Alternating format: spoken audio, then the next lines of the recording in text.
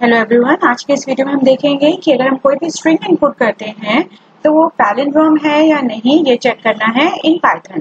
Palindrome का मतलब होता है अगर आप कोई स्ट्रिंग रिवर्स ऑर्डर में भी लेते हैं तो वो सेम आउटपुट आपको डिस्प्ले करती है। लाइक अगर आपने लिखा है ABA, तो अगर आप उसको रिवर्स भी करेंगे तो वो सेम आउटपुट आपको देगी, तो वो कहलाती है पैलिंड्रोम। तो यहाँ स्ट्रिंग को चेक करने के बाद हम इनपुट करने के बाद हम चेक करेंगे कि वो पैलिंड्रोम है या नहीं। इसके लिए हमने एक फंक्शन क्रिएट की है जो पैलिंड्रोम चेक करेगी, जिसके बारे में हम बाद में डिस्कस करेंगे। सबसे पहले हम सिंपल कोड देखते हैं कि हम कैसे स्ट्रिंग के साथ काम करेंगे। सबसे पहले यहाँ पे मैंने s नाम के एक स्ट्रिंग वेरिएबल पे एक स्ट्रिंग इनपुट किया है। आप चाहें तो यहाँ पे सिंपली भी लिख सकते हैं, like s equals to input enter string. ये रन टाइम पे आपके स्ट्रिंग को इनपुट करेगा अगर आप बाय डिफॉल्ट नहीं देना चाहते हैं उस कंडीशन को। और यहाँ पे ये वेरिएबल है ans इस पैलिंड्रोम s। इसका मतलब ये है कि यहाँ पे इस पैलिंड्रोम नाम का हमने एक फंक्शन क्रिएट किया है जो आप यहाँ देख सकते हैं।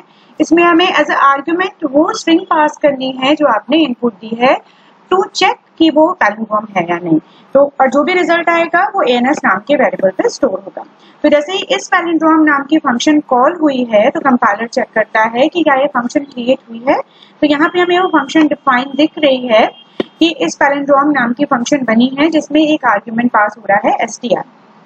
तो जो भी s की वैल्यू होगी वो str में ट्रांसफर हो जाएगी और रिटर्न क्या करेगी, str इक्वल्स टू str। आपने देखा कि स्क्वायर ब्रैकेट के अंदर हमने 2 कोलोन लगाए हैं और -1 किया है। इस 2 कोलोन का मतलब ये होता है कि स्ट्रिंग स्टार्टिंग से लेके एंड तक पूरी स्ट्रिंग रीड आउट होगी और एक एक माइनस में जाएगी। यानी अगर आपने A स्ट्रिंग दी है तो पहले पिछला वाला A, फिर A, फिर B, फिर A, इस तरह से वो रीड आउट होगी। यानी पूरी स्ट्रिंग लेंगे, यहाँ कोलोन का मतलब होता है from starting to the ending, सारी स्ट्रिंग लेंगे और एक एक माइनस करते हुए बैक साइड से चेक करेंगे कि क्या वो मैच कर रही है या नहीं कर रही है। और अगर वो सारी वैल्यूज मैच कर रही हैं तो ये रिटर्न में आपके पास आंसर में वैल्यू आएगी। अगर सारी मैच कर रही हैं ऑब्वियसली तो आउटपुट आता है 1, अगर मैच नहीं करती हैं तो आउटपुट आता है 0। तो यहाँ पे एक ans, तो यहाँ पे लिखा है print string is palindrome. ans का मतलब यहाँ ans कहाँ पे आ रहा है, यहाँ पे, क्योंकि यहाँ पे रिटर्न होके ans में वैल्यू आ रही है और जो str की वैल्यू है जो ans में ट्रांसफर हो गई है। तो अगर वो वैल्यू 1 है तो स्ट्रिंग इज पैलिंड्रोम और अगर वो वैल्यू 1 नहीं है तो स्ट्रिंग इज नॉट पैलिंड्रोम, क्योंकि वो स्टार्टिंग से रीड कर रहा है, एंडिंग तक जाएगा और एक एक स्ट्रिंग को माइनस करेगा। तो इसको एक बार एग्जीक्यूट करके देखते हैं। आप रन पे जाएंगे। सपोज मैंने यहाँ पे एक स्ट्रिंग लिया है ABA जो मैंने आपको बताया, आपने रन किया, एक मिनट, आपने रन किया तो आया string is ABA and string is palindrome. The string is palindrome यहाँ पे डिस्प्ले होके आएगा। यहाँ स्पेस चाहो तो दे दो ताकि थोड़ा एग्जीक्यूशन में दिखे।